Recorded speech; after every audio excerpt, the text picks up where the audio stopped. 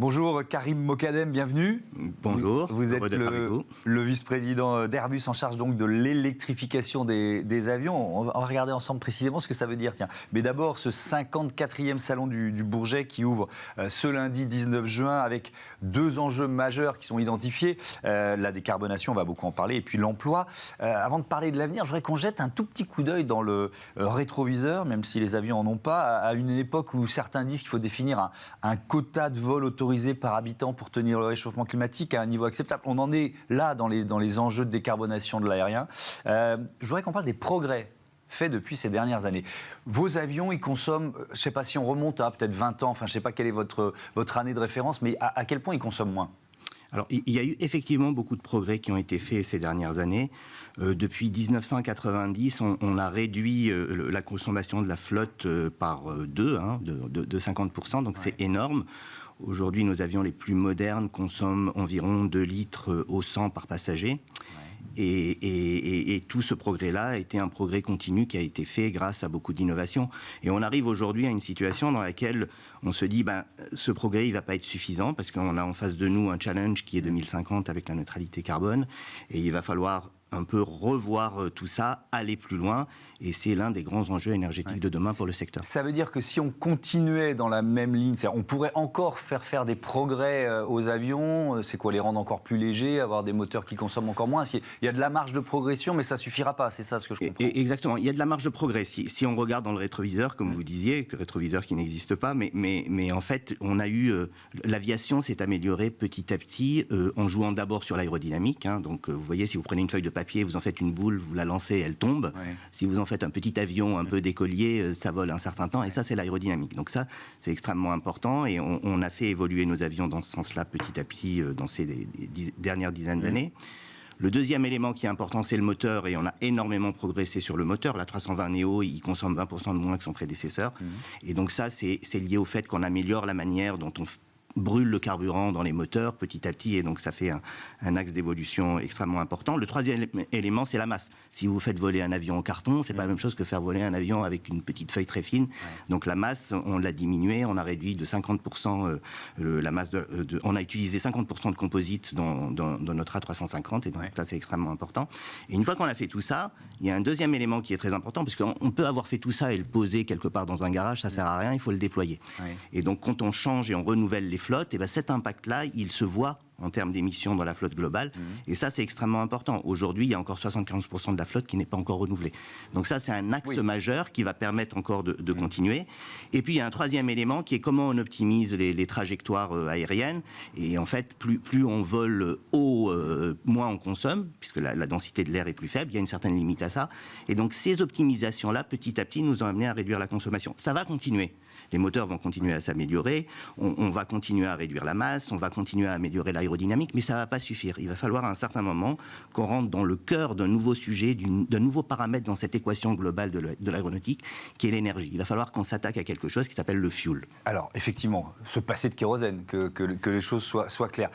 Vous êtes en charge de l'électrification des avions. Alors moi, j'avais compris que sur des avions qui permettent de transporter beaucoup de passagers sur des distances importantes, l'avion électrique, c'était un leurre. Il faut soit de l'hydrogène, soit des carburants de synthèse. Quand on parle d'électrification, ça veut dire quoi ?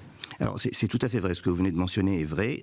Si je reviens à ce que je disais précédemment, s'attaquer au fuel, ça veut dire s'attaquer au fuel dans le sens où il faut réduire, enlever la partie carbone de ce fuel, qui est la source du réchauffement climatique. Et on a deux chemins, pour être extrêmement simple et très factuel. On a un premier chemin qui dit « je supprime complètement le carbone ».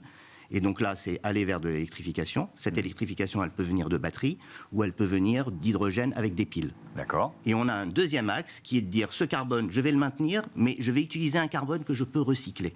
Ça, c'est les carburants synthétiques. D'accord. Quand on parle d'électrification, on se dit, bon là, on a le choix entre utiliser des batteries, et là vous avez tout à fait raison, on va être limité en termes de taille d'avion et en termes d'autonomie.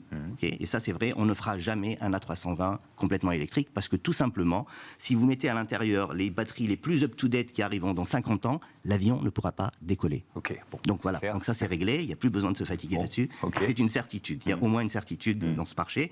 même si on explore beaucoup de choses. Donc les batteries pour des petits avions, on pourra peut-être à terme faire des petits avions de moins de 10 places qui auront une autonomie d'une centaine de kilomètres. Les taxis volants pourront utiliser des batteries. Quand on voudra augmenter l'autonomie de ces applications-là, il faudra aller soit vers de l'hybridation, et là on va combiner l'électricité avec un fuel propre. Ouais.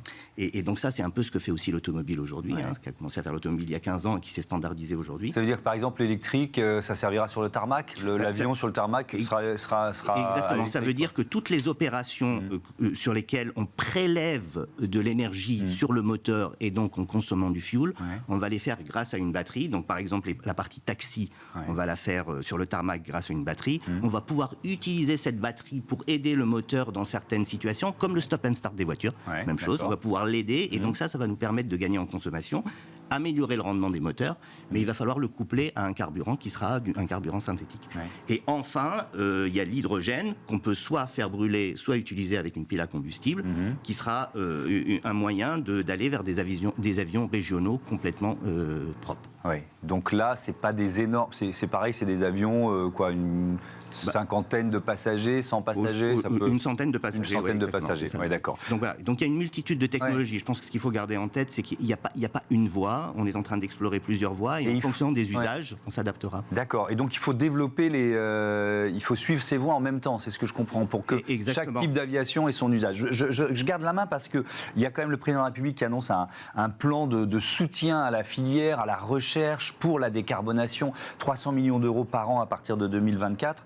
Et avec cette ambition d'avoir un A320 propre, biocarburant, dans 10 ans. Voilà ce qu'on attend du secteur au sein de l'exécutif. Est-ce que c'est tenable, ça ? Un A320 qui vole à 100% de biocarburant dans 10 ans. Oui, c'est tenable. Je pense que notre président Guillaume Faury l'a dit clairement dernièrement. Oui, c'est tenable, c'est notre objectif, c'est notre ambition. On est en train d'explorer toutes ces voies-là, incluant un avion qui réduirait sa consommation de 30% et qui pourrait être compatible de 100% de carburant synthétique. Et ça, c'est extrêmement important. Et je pense qu'il n'y a pas de point d'interrogation. On va devoir le faire. Oui. Voilà. Parce que sinon, on ne prendra plus l'avion. Non mais il y a déjà un mouvement qui est assez fort. Jean-Marc Jancovici, qui est un ingénieur, qui est quelqu'un de sérieux, qui n'est pas un ayatollah de l'environnement. Il envisage qu'il y ait des quotas de vol aérien par humain et par vie, quoi. Vous voyez ce que je veux dire ? On en est là de la réflexion. Mais je pense que toutes les réflexions sont légitimes. La seule chose qu'il faut garder en tête, moi je suis un ingénieur, donc en fait, depuis le premier vol de Clément Ader, où il s'est élevé de 1 mètre et il a fait une dizaine de mètres il y a 130 ans, aujourd'hui on fait voler des avions à 10 000 mètres et on les fait voler pendant 12 heures. Donc le progrès technologique, il va arriver, il a déjà existé, il va continuer à exister, et ça c'est extrêmement important. La deuxième chose, c'est qu'il faut faire confiance à l'innovation. Je ne crois pas qu'on soit passé de l'âge de pierre à l'âge de bronze en disant aux hommes préhistoriques qu'ils ne devaient plus utiliser la pierre. Il faut qu'il y ait des innovations qui permettent de nouveaux usages et qui permettent aux gens, comme mes enfants aujourd'hui qui ont envie de voyager, de continuer à voyager. Oui, parce que sinon il y a une forme d'injustice de notre génération qui a profité de cette démocratisation du voyage pour découvrir la planète et de le refuser à la génération suivante. Un dernier mot, ça a filé trop vite, il nous reste 1 minute 30, mais sur ces biocarburants. Parce qu'aujourd'hui, je crois qu'un avion, il peut utiliser jusqu'à 50% de biocarburant. 50% aujourd'hui, et notre objectif est d'arriver à 100% à horizon 2030. Donc technologiquement, ça marche, sauf qu'on n'arrive pas à les produire aujourd'hui. Exactement. On en manque, quoi. Oui, c'est exactement ça. La technologie, elle va être prête. La disponibilité des carburants n'est pas aujourd'hui au rendez-vous, et c'est ça qu'il faut qu'on pousse absolument. Et donc, comme on est dans un système d'offres et de demandes, plus la technologie va être poussée, plus on va faire voler des avions qui sont compatibles avec ces carburants-là, plus l'offre va se structurer. Et je pense que c'est extrêmement important. Ouais.